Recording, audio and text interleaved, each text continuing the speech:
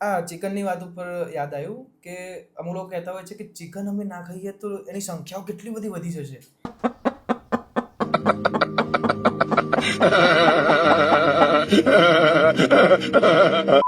પછી આપણા ઉપર ચડી ના આવે ચિકન નામ હેવી ના થઈ હાવી થઈ. એક સમય એવો આવશે ને જો માણસો ચિકન ખાવાનું બંધ કરી દેશે ને તો આપણા ગવર્મેન્ટના જગ્યાએ ચિકન રાજ કરતા હશે. હવે આ ચિકન આવ્યા કઈ રીતે? બ્રીડિંગ. મતલબ આ મજાક હતું, લોકોને લાગશે હવે એના માટે પણ બ્રીડિંગ થાય છે. Again demand and supply. Okay, તો એમ કે છે ચિકન વધી જશે પણ એ તો પેદા જબરદસ્તી કરી રહ્યા છે જબરદસ્તી. તો તંબુરો અને એમાં પણ એવી રીતના ટેકનોલોજી શોધાઈ છે કે આર્ટિફિશિયલ બ્રીડિંગ તો કર્યું જ એમનું, પણ સાથે જે એક ચિકનને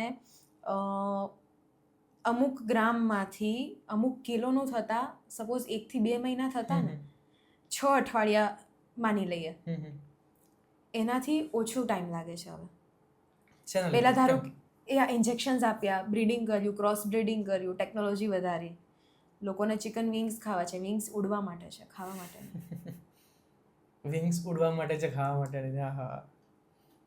અચ્છા, આ તો સર્કલ ઓફ લાઈફ છે જે સ્કૂલમાં કદાચ ભણાવવામાં આવી છે, મેં જ્યાં સુધી યાદ હોય તો. સર્કલ ઓફ લાઈફ તો મતલબ એ માણસે દોરેલું, સમજેલું, માનેલું છે એવું.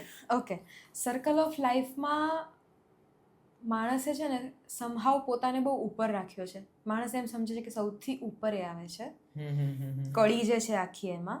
પણ સર્કલ ઓફ લાઈફ કોને કહેવાય?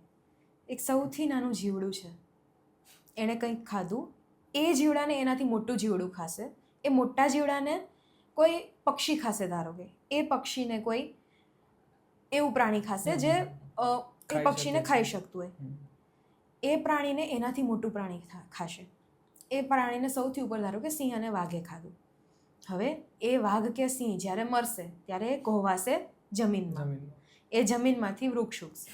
તો આ સર્કલ ઓફ લાઈફ છે કે એક બીજમાંથી આખું સર્કલ પૂરું થઈને ફરી પાછું વૃક્ષ જ થયું. આને સર્કલ ઓફ લાઈફ કહેવાય. કે એક બીજ કોઈ મકોડાએ ખાધું, એ મકોડાને કોઈ બીજાએ ખાધું, એને કોઈ ત્રીજાએ ખાધું, ને છેલ્લે જ્યારે આખું મર્યું ત્યારે પાછું એ જગ્યાએ નવું બીજ ઉગશે, નવું વૃક્ષ ઉગશે. આને સર્કલ ઓફ લાઈફ કહી શકાય. એક તમે કોઈ જંગલ લઈ લો ને તો એ જંગલમાં એક ઉધઈની પણ એટલી જ કિંમત છે જેટલી એક સિંહની. જો સિંહની સંખ્યા વધી જાય તો પણ બેલેન્સ ખોરવાશે, ઉધઈની સંખ્યા વધી જાય તો પણ બેલેન્સ ખોરવાશે. તો આપણે અત્યારે પ્રકૃતિ સાથે ચેડા કરી રહ્યા છીએ. આઈડિયલી જે પ્રાણીઓની સંખ્યા હોવી જોઈતી હતી એને આપણે વધારી રહ્યા છીએ. અને બી જે માણસ ઉપયોગ કરે છે ને એની સંખ્યા વધારે છે. જેમ કે મુર્ગા છે, ગાય ભેંસ છે, જે ઉપયોગ કરી રહ્યા છે ખાવામાં.